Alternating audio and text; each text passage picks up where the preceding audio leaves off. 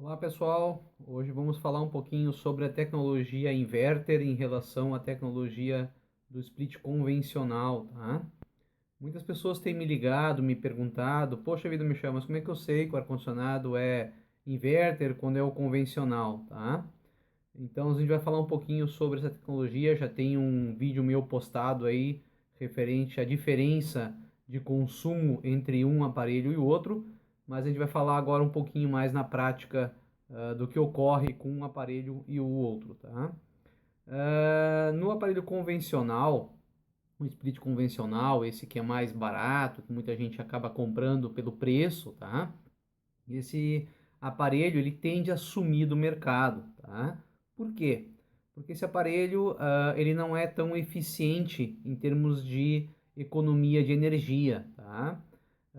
Eles são conhecidos como aparelhos on-off, tá? O que que significa isso? Esse aparelho é um aparelho que funciona sempre ou ligado ou desligado, tá? Quando você aciona um ar-condicionado, bota, por exemplo, lá em 20 graus Celsius, tá? O que que acontece? Esse aparelho vai trabalhar sempre na potência máxima até atingir os seus 20 graus, 19, 18 mais ou menos, que é quando ele vai o sensor manda a mensagem para o compressor dizendo, olha, eu não preciso mais que refrigere, já chegou na temperatura ideal, tá?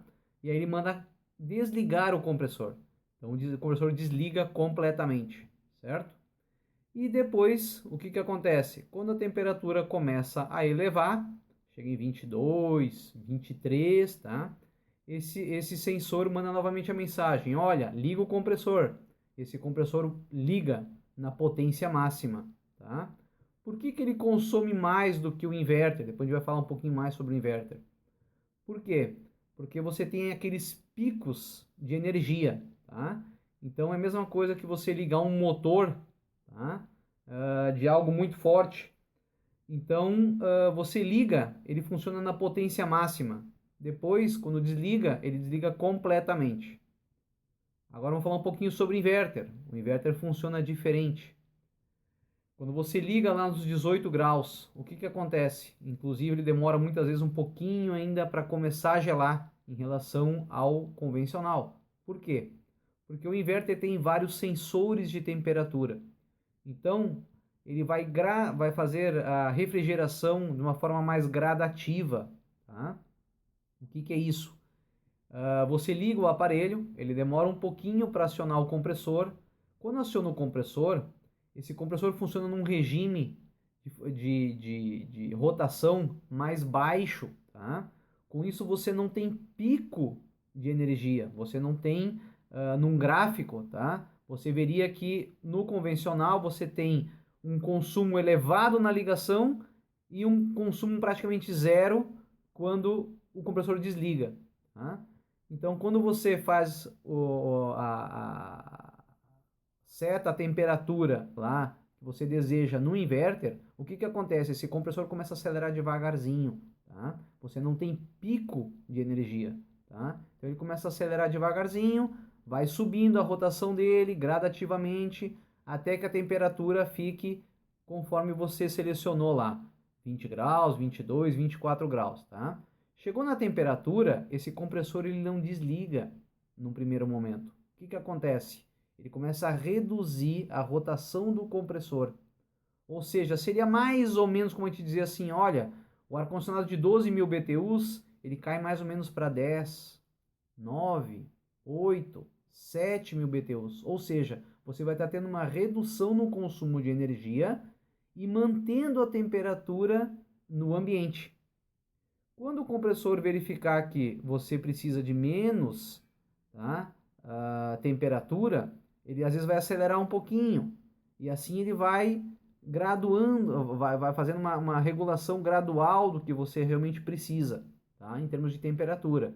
Ou seja, a variação de temperatura dentro do ambiente é praticamente zero, tá? Você tem sempre a mesma temperatura dentro do seu ambiente, com uma rotação de compressor bastante baixa.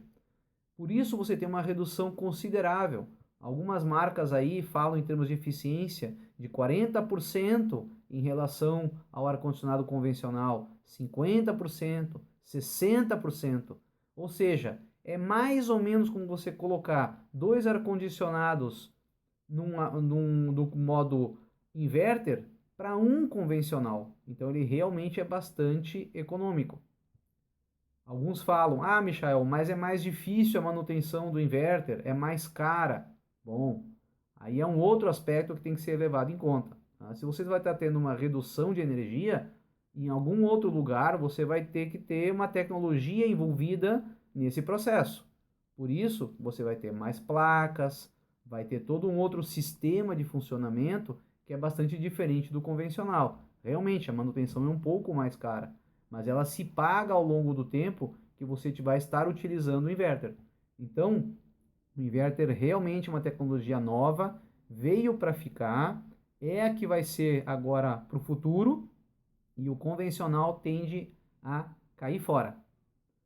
Outra coisa que o pessoal me pergunta bastante, bah, Michel, mas eu tenho um ar-condicionado aqui e ele tem o gás R410. Ele é inverter, né? Cuidado, nem sempre esse ar-condicionado vai ser inverter. O gás não tem uma relação direta com o sistema do ar-condicionado.